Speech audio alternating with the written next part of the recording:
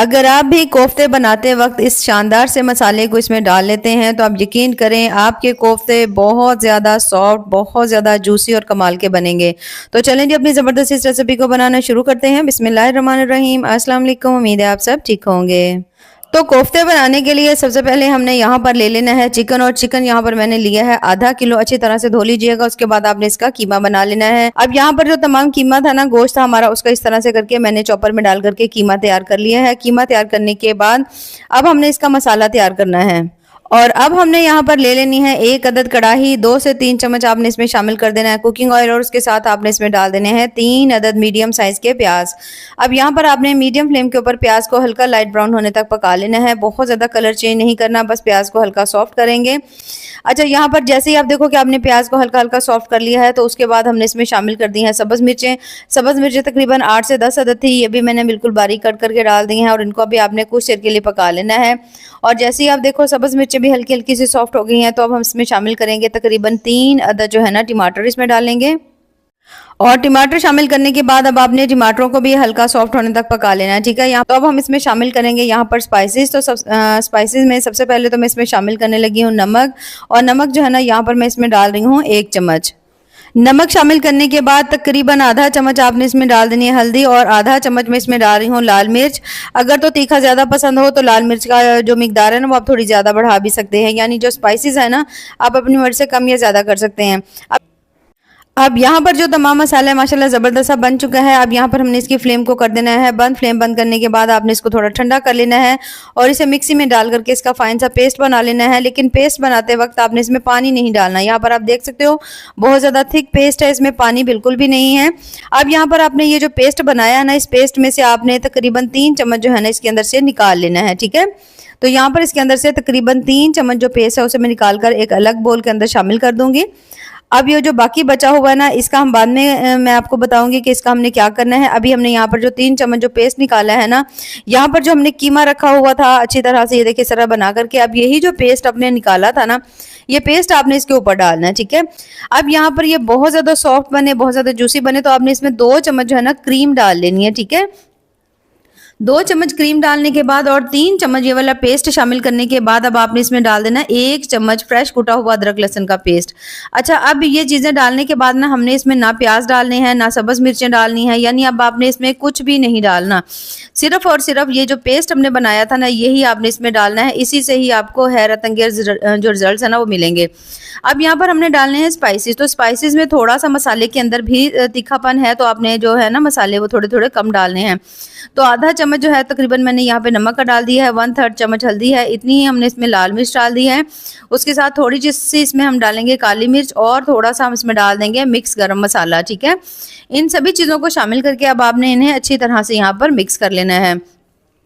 अच्छा, जब आपने कीमे को इसका कीमा बनवाना है यानी चिकन का, तो आपने कोशिश करनी है इसके अंदर पानी वगैरह नहीं हो। यानी जब आप चिकन को चॉपर में शामिल करें तो आपने चिकन को किसी भी छन्नी वगैरह में रख लेना है धोने के बाद, ठीक है, ताकि एक्स्ट्रा पानी उसके अंदर से निकल जाए। जितना ये थिक होगा उतने आपको अच्छे रिजल्ट्स मिलेंगे। इस यहाँ पर जो है ना फ्रेश ब्रेड ली थी, उसी के मैंने क्रम्स बना लिए थे और उसे मैंने इसमें शामिल कर दिया। अब डालने के बाद हमने हाथों की मदद से इसको बहुत अच्छी तरह से मिक्स कर लेना है।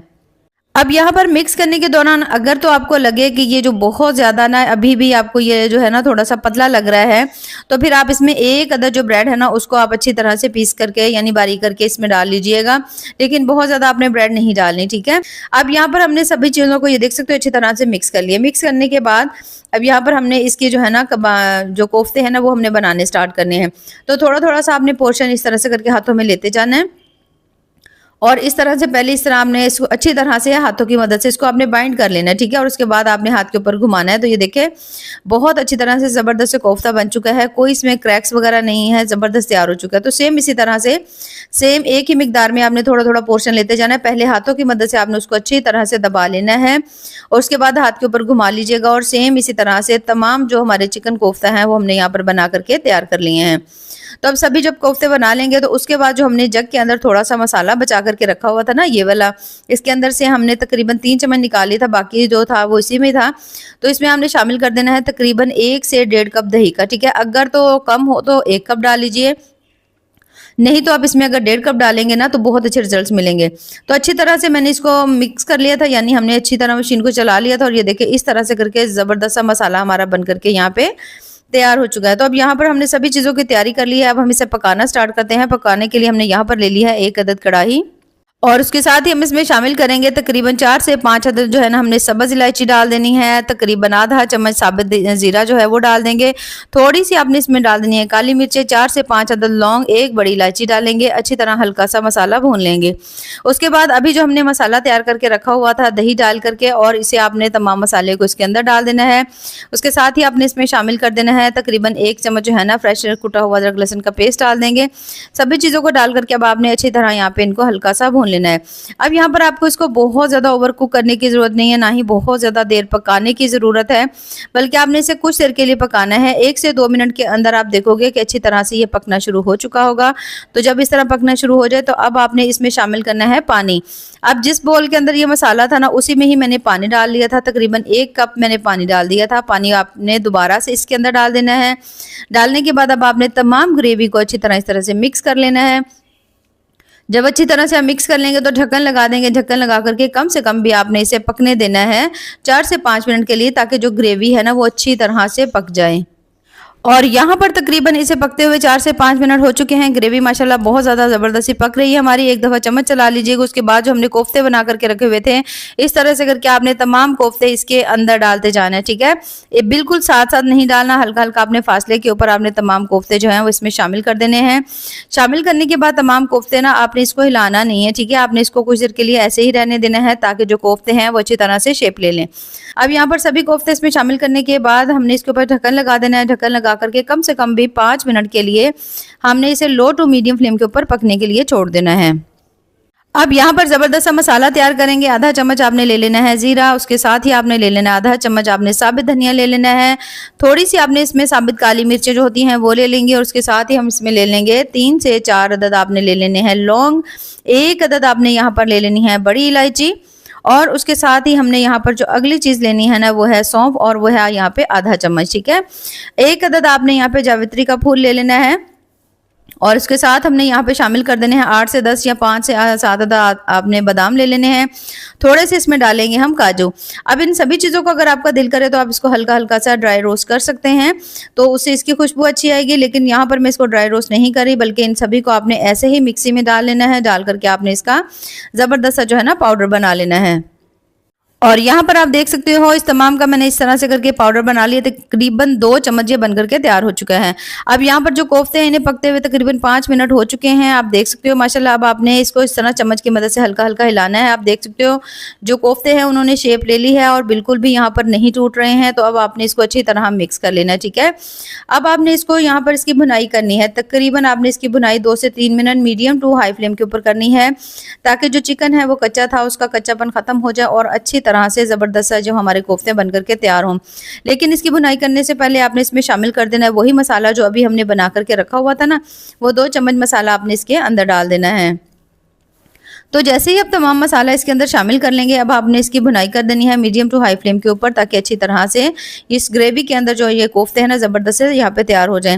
अच्छा, यहाँ पर अब हमने इसकी भुनाई कर लेनी है। जैसे ही आप इसकी अच्छी तरह से भुनाई कर लेंगे तो अब हम इसमें शामिल करेंगे, यहाँ पे ग्रेवी के लिए मैं इसमें डालने लगी हूँ दूध। आप चाहें तो इसमें पानी भी ऐड कर सकते हैं।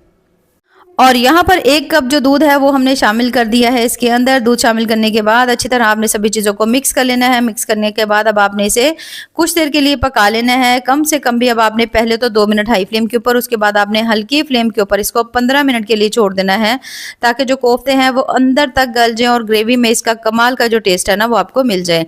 अब यहाँ पर तकरीबन 15 से 20 मिनट हो चुके थे मुझे। मैंने इसको हल्की सी फ्लेम के ऊपर रखा हुआ था, ठीक है, ताकि कोफ्ते अंदर तक पक जाएँ। अब यहाँ पर आप देख सकते हो माशाल्लाह कोफ्ते हमारे ज़बरदस्त से बनकर के तैयार हो चुके हैं, और जो ग्रेवी है वो भी ज़बरदस्त शानदार सी बन चुकी है। अब यहाँ पर हम इसमें शामिल करेंगे तकरीबन 1 चम्मच जो है ना कसूरी मेथी डालेंगे। उसके साथ ही हम इसके ऊपर डाल देंगे थोड़ा सा सब्ज़ धनिया डाल देंगे, ढक्कन लगा देंगे, 1 से 2 मिनट के लिए ऐसे ही छोड़ देंगे और 1 से 2 मिनट के बाद जब आप इसका ढक्कन खोलेंगे तो आप देखोगे बहुत ज़्यादा खुशबूदार, इंतहाई मज़ेदार से जो यहाँ पर मलाई कोफ्ता है ना, वो हमारे बन कर के तैयार हो चुके हैं, जो कि बहुत ज़्यादा टेस्टी और बड़े ही कमाल के बने हैं। आप यकीन करें, एक तो ये कोफ्ते बहुत ज़्यादा सॉफ्ट बने हैं और जब आप इसे खाएँगे ना तो आपको अंदर तक जो है ना, हमने इसमें मसाला डाला था ना, उसका आपको टेस्ट मिलेगा, यानी आपको ये फीके नहीं लगेंगे।